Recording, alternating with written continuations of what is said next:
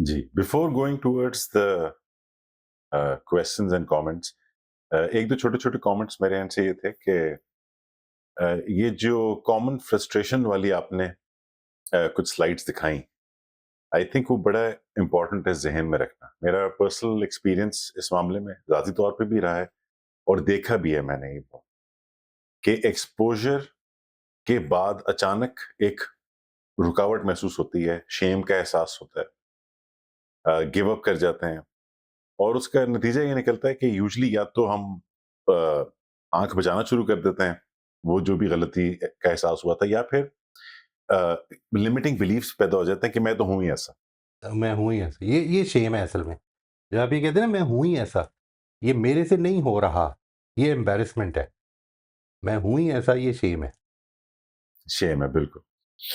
तो इसमें 1-2 एनालॉजीज़ इसको सोचने, इस तरह की चीज़ को अप्रोच करने के हवाले से जो मुझे बहुत काम आई, तो शायद यू नो और भी साथियों को, सुनने वालों को काम आए। एक तो ये कि जिस तरह हम कोई मसल बिल्ड करना चाहते हैं अपना, तो हम पहले दिन ये एक्सपेक्ट नहीं करते कि हम जिम जाएँगे और 100 किलो उठाएँगे और उसके बाद मसल्स बिल्ड हो जाएँगे।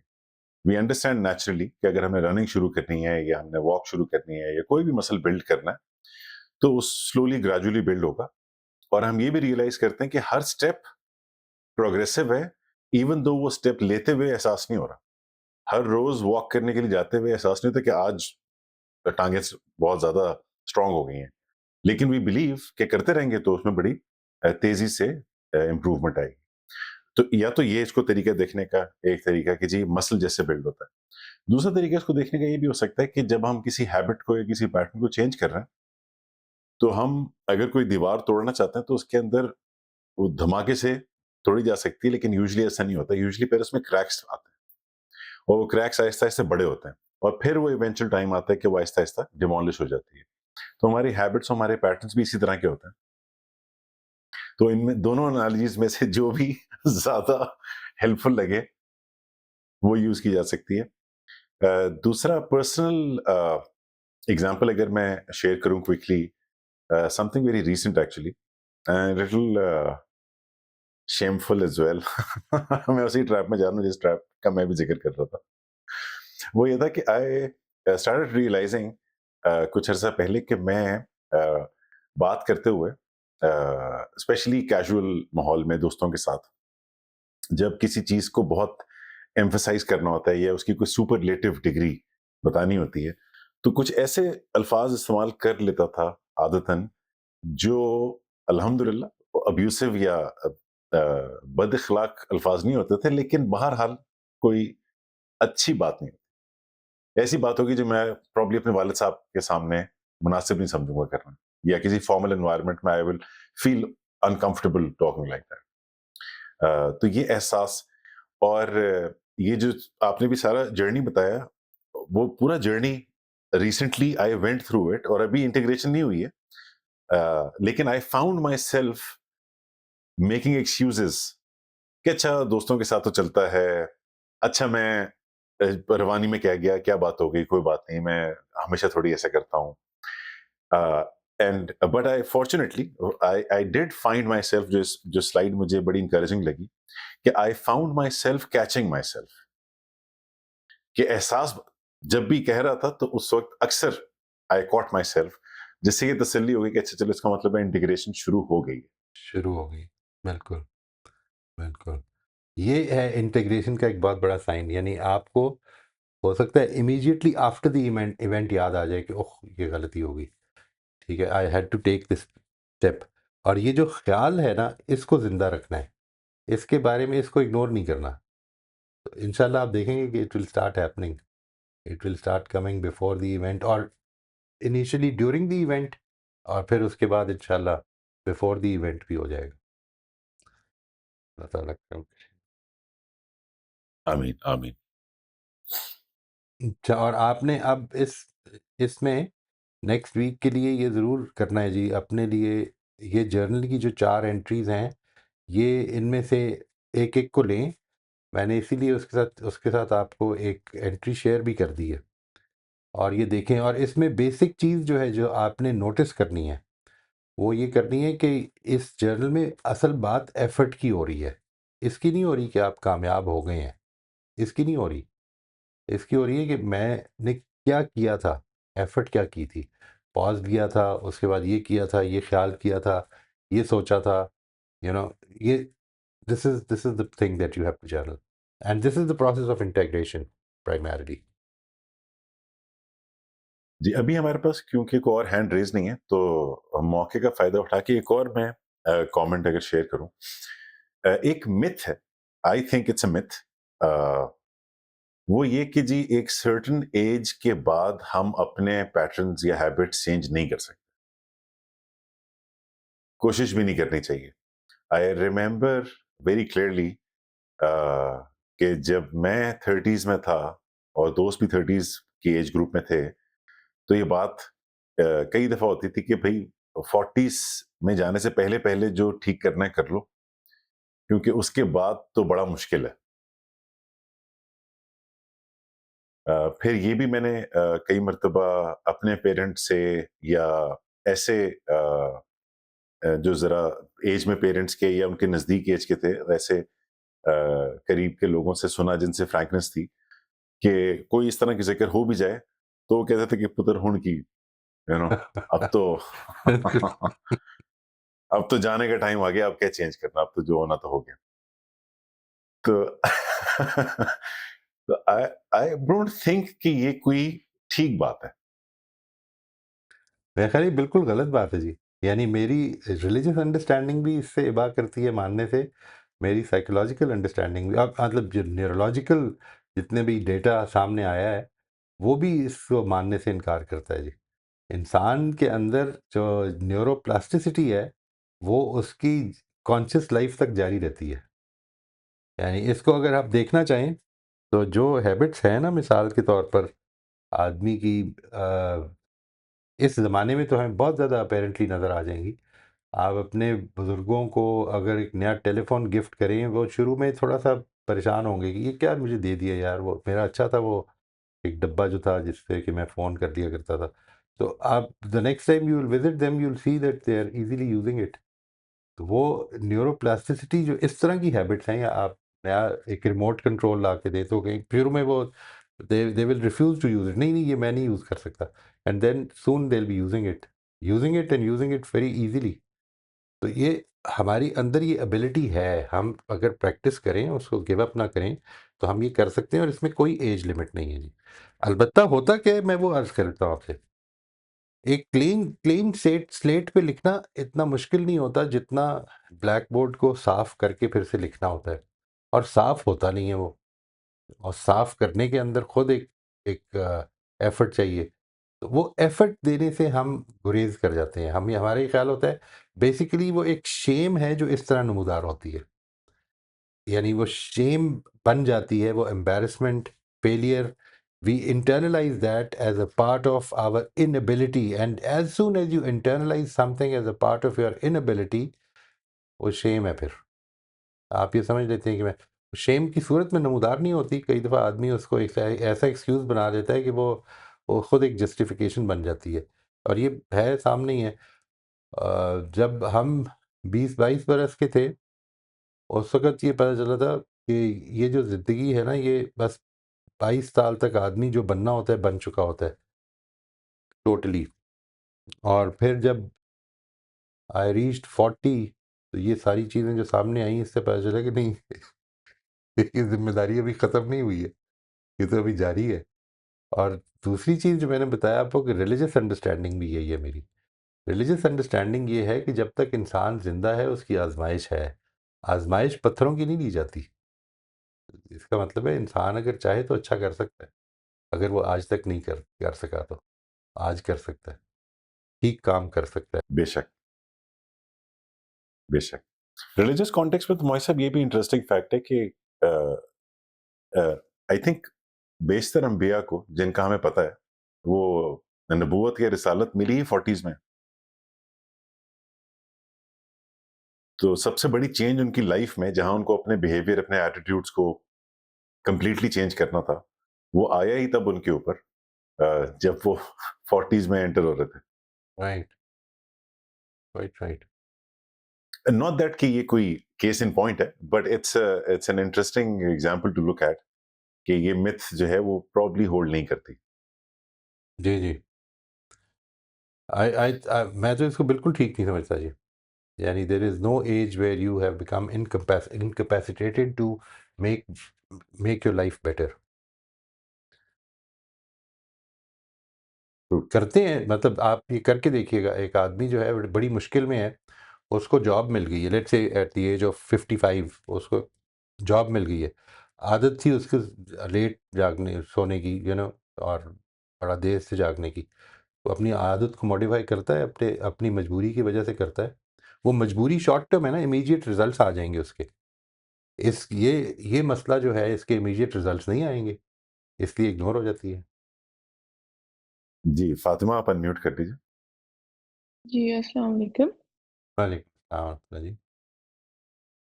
अ, मुझे ये पूछना था कि how to deal with failure, like इस रास्ते में जब आप फेल करते हो तो कभी-कभार आपको वो काफ़ी डीपली इम्पैक्ट करता है टू द पॉइंट कि आपकी मोटिवेशन भी इम्पैक्ट हो जाती है और जो चीज़ें पहले आपको मीनिंगफुल लगती थी वो पर्पसलेस एंड मीनिंगलेस लगने लग जाती हैं।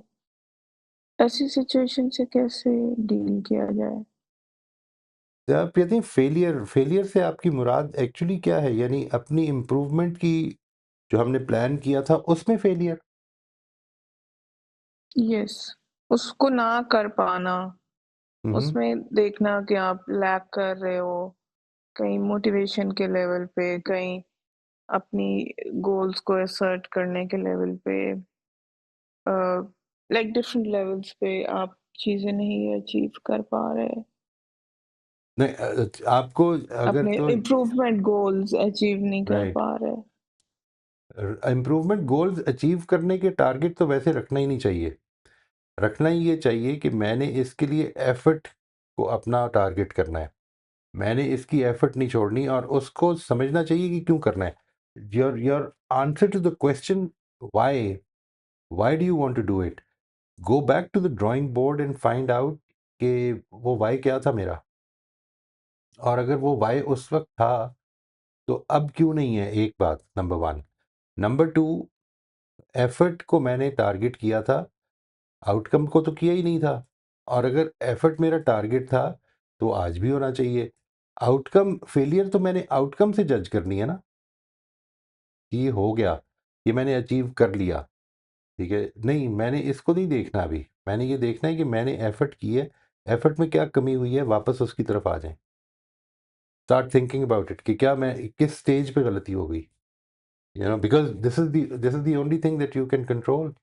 किस दिन ये अचीवमेंट होगी, किस दिन नहीं होगी, this is not in your control. तो दोनों दोनों चीज़ें करनी है। एक तो ये करना है कि उस वाई को फिर से देखें कि क्या वो वाई आज भी है मेरे लिए, ख़त्म हो तो नहीं हो गया, नंबर एक। नंबर दो ये कि मैं मेरा जो फोकस है वो अचीवमेंट पर हो गया, ना कि एफर्ट पर, जबकि होना ये एफर्ट पर चाहिए था। ये दोनों चीज़ें अगर आपकी वापस अलाइन हो जाएंगी तो इंशाल्लाह उसमें कोई कमी नहीं आएगी। वो तो एक नया चैलेंज बन गया ना, ज़िंदगी के एडवेंचर्स को तो एंजॉय करना है, एक नया चैलेंज बन गया है।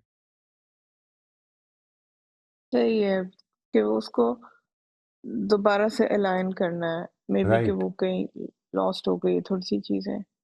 Right, right. Your why, specially your why, यानी आपका जो मैंने क्यों अच्छा होना है, मैंने क्यों आइंदा से सच बोलना है, ये जो व्हाई है इसको या तो मैं फरामोश कर दिया, और या फिर ये कि इस मुश्किल ने मुझे इतना डिस्करेज कर दिया है कि मैं अब सच नहीं बोल सकता। नहीं, ये तो नहीं, ऐसा तो नहीं है। मैंने तो कोशिश जारी रखनी है और उसके बारे में प्लान करना है। लेट्स से इस मौके पर मैं सच नहीं बोल सका हूँ, तो वो क्या चीज़ थी, मैं आइंदा कम से कम ये प्लान तो कर लूँ कि मैंने अपनी इस अगर इस तरह की सिचुएशन दोबारा पैदा हुई तो क्या करना है। ये है एफर्ट। इस तरफ जितना आप फोकस रखेंगे, इसमें कभी फेलियर नहीं होगा, इसमें अप्स एंड डाउन्स आ जाएंगी। मैं थोड़ा सा अनकॉन्शियस हो गया था, मिसाल के तौर पर ये बात आ जाएगी, लेकिन फेलियर एज सच नहीं है, सेटबैक्स होंगे, इनको सेटबैक्स ही समझना चाहिए। ठीक है, सही है। Thank you.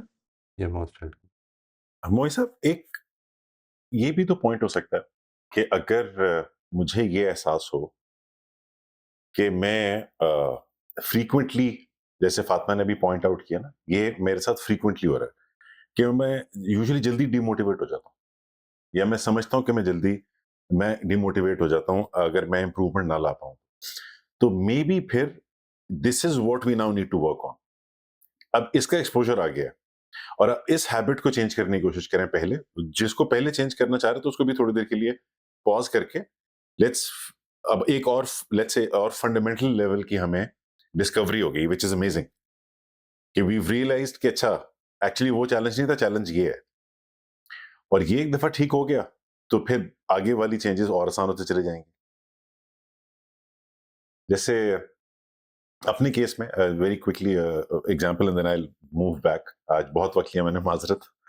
कि I I used to realize कि मैं हेल्दियर हैबिट्स जो भी स्टार्ट करना चाहता हूं, मैं उसमें यूजुअली लेजी हो जाता था। जिम नहीं जा रहा है, हेल्दी हैबिट्स। और अ, जब वो बार बार कोशिश की और फेलियर आते आते, तो while talking to someone I realize कि एक्चुअली चैलेंज ये नहीं था कि मैं लेजी हूं, या मैं एक्चुअल चैलेंज ये था कि मैं अपनी एंजाइटी पे काम नहीं कर रहा। मुझे असल में तो अपनी एंजाइटी को कंट्रोल करना था। और ये तो एक वेग सी एग्जांपल है, but the point I am trying to make was कि एक प्रॉब्लम की या एक चैलेंज हमारा जो होता है उसकी परसूट में एक बहुत अच्छी आउटकम ये होती है कि हमें एक डीपर लेवल चैलेंज समझ में आ जाता है, और हम अब उसको एड्रेस कर सकते हैं। That is also a win मेरे ख्याल में। बिल्कुल, बिल्कुल। वो कहा है ना जी, कल ही किसी से बात हो रही थी तो मैंने बता रहा था कि कुछ प्रॉब्लम्स ऐसी होती हैं ज़िंदगी में जिनको हमें सॉल्व करना होता है। वो इसलिए आती हैं ताकि हम उनको सॉल्व करें, और कुछ प्रॉब्लम्स ऐसी होती हैं जो हमें सॉल्व करने आती हैं। तो आप उन प्रॉब्लम्स ब्यूटीफुल। को इमेजिन ज़रूर रखें, because they are going to help you grow, they are going to help you develop into a much better human being. Because when you solve those problems, what is going to happen is that आपका जो outlook है ज़िंदगी के बारे में वो अच्छा होगा, सिर्फ वो प्रॉब्लम नहीं सॉल्व होगी। ये बड़ी अच्छी बात की आप। जी, फरिया, आप अनम्यूट कर लीजिए। जी, अस्सलाम वालेकुम सर। वालेकुम अस्सलाम रहमतुल्लाह जी।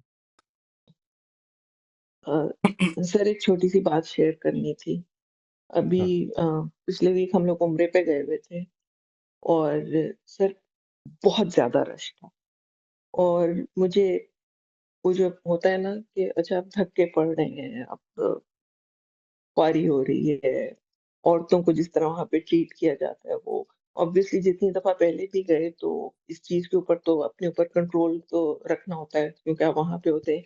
लेकिन इस दफ़ा जो डिफ़रेंस था वो ये था कि there was actually a deeper purpose behind the control, क्योंकि हर दफ़ा जब वो फ्रस्ट्रेशन शुरू होने लगती थी तो ये एक वो पॉज़ आता था और होता था कि नहीं मैंने वाह! तो sir it made it easier and oh it yes! Felt कि कोई काम का काम किया है, सिर्फ़ ये नहीं किया कि अपनी फ्रस्ट्रेशन पे कंट्रोल किया है।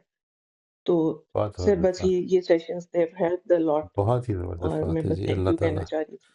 अल्लाह ताला इस पे मज़ीद सबको तौफ़ीक दे जी। ये वाक़ई वो जो आपकी एक होता है टाइम जिस वक़्त आप इमोशंस को सप्रेस कर रहे होते हैं। ये जो है कि मैंने इस वक़्त अभी बात नहीं करनी, ये एक अब सप्रेशन नहीं रहता, ये एक मिशन बन जाता है। यानी एक मिशन बन जाता है विद अ पर्पज़ कि नहीं मैंने ठीक तरह से रिस्पॉन्ड करना है इसलिए अभी बात नहीं करनी। तो actually it does not remain a suppression, it makes it ये उसको मीनिंग दे दिया आपने। बहुत खूबसूरत बात की है जी। अल्लाह ताला हम सबको इसकी तौफ़ीक दे, और ये ये भी तौफ़ीक दे कि हम उससे घर को विज़िट करें जल्दी इंशाअल्लाह। जी सर मैं यही मतलब I couldn't find the words to say it लेकिन आपने वो बता दिया। और सर एक और जो छोटी-सी प्लीज़ मेरी इसमें इस्लाह कीजिएगा कि सर मुझे लगता है कि इबादत जो हम घर पे कर रहे होते हैं, वो ज़्यादा एक सुकून से और उससे होती है। वहाँ पे जाके it is a practice of patience I think. Oh yes! मतलब oh yes! Constantly you have to be patient और फिर राइट, घर राइट। वापस आके तो फिर से नमाज़ें ठीक हो गईं और सब कुछ हो गया और वहाँ पे वाज़ तो सर इस पे बहुत मुझे गिल्टी फीलिंग होती है लेकिन हर दफ़ा जाके मुझे यही फ़ील होता है। हाँ, सो ये इस फीलिंग के लिए ही है ये एक्सरसाइज, असल में इस फीलिंग के लिए ही है, यानी इट इज़ अबाउट इसको इसको अच्छी तरह हज और उम्रे के बारे में मेरा पॉइंट ऑफ व्यू ये है कि ये अल्लाह ताला ने 3 दिन के अंदर अंदर मतलब आपकी पूरी ज़िंदगी की जो सूरत बननी है। देखिए, आपने बड़ी प्यारी बात फरमाई है कि अकेले बैठ के सुकून में नमाज़ पढ़ने का अपना एक वो जो मज़ा होता है वो। लेकिन कई दफ़ा बड़ी एंग्ज़ायटी होती है, कई दफ़ा बड़ा फ़ियर होता है, कभी कोई लव्ड वन जो है वो बहुत बीमार होता है। उस नमाज़ में वो चीज़ वो हुज़ूरी नहीं होती ना, वो एंग्ज़ायटी होती है, मतलब we are not really as present as we would have been under normal circumstance. ज़िंदगी ने आपको इन उतार-चढ़ाव से गुज़ारना है और इसके अंदर आपने खुदा के खूंटे से बंधे रहना है। ये जो हज और उम्रा है, ये बेसिकली उस पूरी ज़िंदगी की तस्वीर को चंद घंटों में और चंद दिनों में समो देने का नाम है। यानी हज और उम्रा बेसिकली ज़िंदगी की वो पिक्चर है कि जो अगर आप देखना चाहें तो यूँ समझ लें कि this is the way my life is going to be, that I will keep keep worshipping God, keep paying my regards, keep paying my respects to God all the time, under all circumstances। चाहे मेरा दिल किसी तरफ जा रहा है, चाहे मेरी एंग्जाइटी है, चाहे मुझे कुछ प्रॉब्लम है, चाहे इस वक्त कुछ तंग कर रहा है, मैंने उसकी तरफ मुड़ना है। ये जो कैफियत है, इस एक्सपीरियंस को देने का नाम है ये इबादत असल में दो चीज़ों, और दोनों चीज़ों में आप देखिए क्या है, एक तरफ खुदा की बंदगी और दूसरी तरफ शैतान से दूरी, यानी शैतान से नफ़रत। ये जो हज में तो बहुत ही ज़्यादा नुमायाँ हो जाती है। और आखिरी चीज़ जो है वो ये कि अल्टीमेटली मुझे इसी रास्ते में कुर्बानी भी दे देनी है अपनी। दिस इज़ वेयर ये मेरी एस्पिरेशन बन जाए कि ये जो हज है ये मेरी ज़िंदगी बन जाए। ये उसको सिंबलाइज़ करता है कि कैसी होनी चाहिए मेरी ज़िंदगी। यानी ज़िंदगी के सारे सामान छोड़ के मैं चला गया हूँ अल्लाह के पास। ये है जो असल में कैफ़ियत तारी हो जाए मेरे ऊपर। तो वो जो है ना अफ़रा-तफ़री का माहौल, वो असल में इस ज़िंदगी की वो पिक्चर है। इस ज़िंदगी की सारी अफ़रा-तफ़रियों से निकल कर मैंने आना है, खुदा की तरफ वापस जुड़ना है, अपने खूंटे से बंधना है। Thank you so much, sir. Now it makes so much more sense. Thank you, sir. Thank most welcome. Rafia, आप अनम्यूट कर लीजिए। अस्सलाम वालेकुम भाई साहब। वालेकुम अस्सलाम। जी। अ, ये जो फ़रिया बात कर रही थी, मेरा भी एक्सपीरियंस हुआ था कि मैं भी काफ़ी साल पहले उम्रे पे गई थी, तो मैं सजदे में थी and somebody passing by just put his foot on my back and उसमें तो इतनी सख्त टेंशन और एक फ़ियर जैसा था। I didn't even realize it was some man passing by and I tried to raise myself up and then I thought के why would people do such things? वो कोई लेडी गुजर रही होगी या जो भी था, didn't have space, to just decided that this was one way of passing through. तो मैं ये कहती हूँ कि उम्र की भी एक पर्पस होती है, to give everyone patience, to give everyone a chance, धक्के देना और पुश करना। How does that affect you when you go? अब तो अल्लाह के घर गए हुए हैं। जी, How does one look back on it and realize कि डिलिब्रेट हो या ना हो, कंसिडरेशन नहीं वहां रहती, मैंने देखा जब राइट, इतने सारे राइट, लोग हो। Right, right. I would tend to agree with that जी, कि कंसिडरेशन नहीं रहती। लोग बिल्कुल ऐसे जैसे कि आर्मी बना के ना अपने हाथ जोड़ के तो एक वो तवाफ़ कर रहे होते हैं और उसमें धक्कम-पेल भी होती है and they don't care. But this provides us the opportunity कि हमने वापस खुदा से जुड़ना है। ये जितने भी ज़िंदगी और यही अपॉर्च्युनिटीज़ हमारी ज़िंदगी में भी बनती हैं कि जिस वक़्त हमें सपोर्टिव एनवायरनमेंट ना मिल रही हो और उस वक़्त मुझे ख़्याल ये आए कि नहीं मैंने खुदा से जुड़ना है। तो ये जिस तरह मैंने आपसे अर्ज़ किया कि वो 3 दिन 4 दिन की एक इबादत को या चंद घंटों के अंदर उसको समो दिया है। तो असल में अगर आप उससे सिंबलाइज़ कर लें कि मेरी ज़िंदगी असल में इस चीज़ की नुमाइंदा होगी कि मैंने खुदा की बंदगी करनी है अंडर ऑल सर्कमस्टांसेस, मेरा फ़ोकस मेरी ज़ात रहनी है। मैं इधर आया हूँ, people are going to behave the way they behave, I don't care. I am going to be totally submissive to God और मैंने वो काम करना है कि जो उसको पसंद है, और फिर ये चीज़ लेके मैं अपनी दुनिया में वापस जाऊँ कि अब मैंने यही काम जारी रखना है। जी। सिंपल है ना ये And उसका? please, ji, may I ask another question? Um, you know, आपके जो बच्चे होते हैं, naturally all children think for your welfare. अब बट आपकी एक स्टेज लाइफ में होती है कि आप फील करते हैं कि अ, मेरी भी सुननी चाहिए, what I want also should be considered, this should be considered. तो इस किस्म की चीज में should just not argue with the children, और just end up and say okay I am not going to do this, because they mean it well, but then you also want to feel something that I want, this is my need and I right. want to do this. तो इसमें इसमें देखिए कोई it rule becomes नहीं बनाया जा सकता। I am sorry, please continue, आप पूरी बात कर लीजिए पहले। नहीं नहीं, ये कि because the children are abroad, so वो okay they worry and all, but वो जो एक होता है कि they think that you are like a little child who has to be looked after, और वहाँ इतनी दूर से या यहाँ के भी ये करना है वो करना है, we I do know that things are not very good in Pakistan. I do know कि बहुत thefts हो रही हैं, इस वजह से वो परेशान होते हैं कि आपको अपने आप को सेफ गार्ड करना है।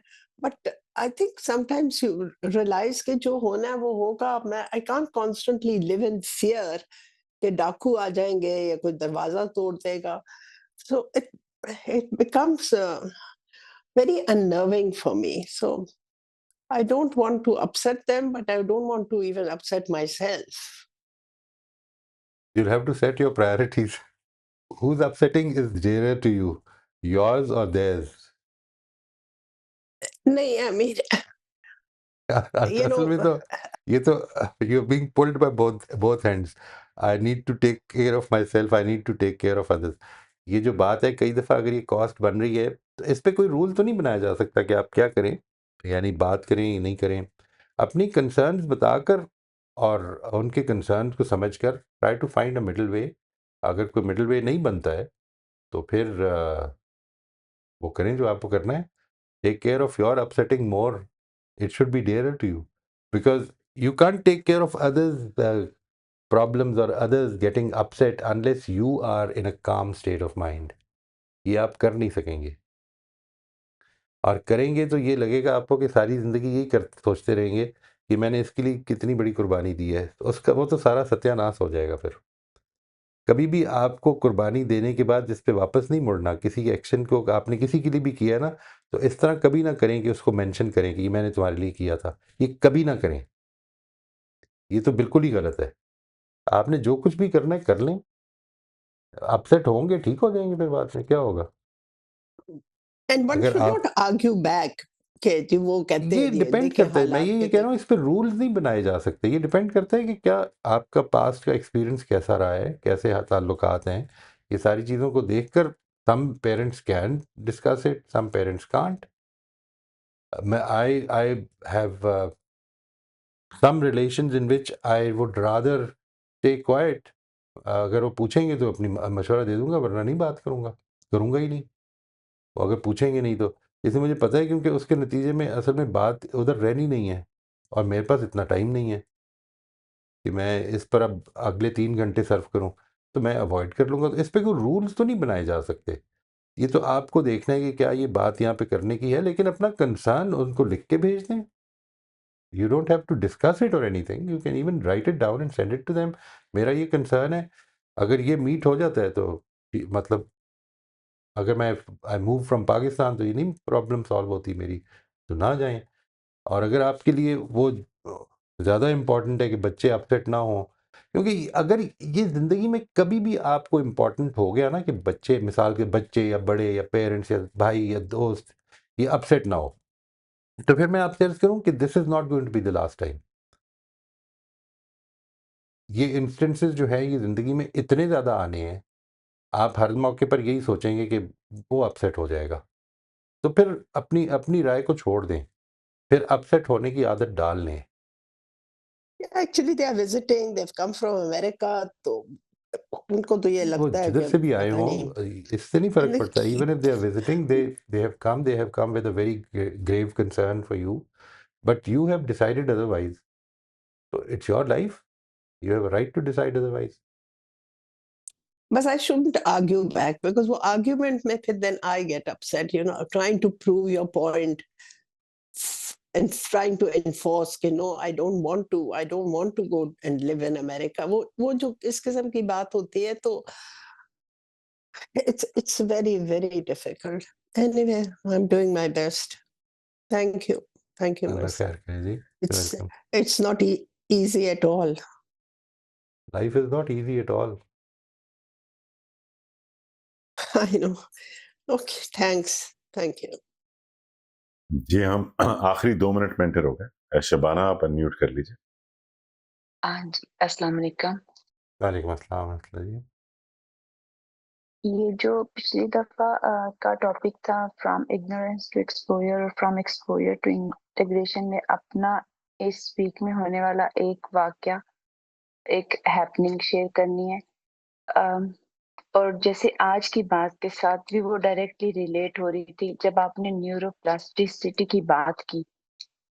तो आपने कहा कि एक क्लीन स्लेट पर लिखना आसान होता है, लेकिन पहले से भरी हुई स्लेट पर लिखने के लिए उसको हाली करना पड़ता है, जो हाली होती नहीं है और ये एक मुसलसल कोशिश है। तो कल ही की बात है, मेरे हस्बैंड के साथ कोई बातचीत हो रही थी, वही जो मेरे भाइयों के बीच में हुआ, चल रहा है, ऑल दैट।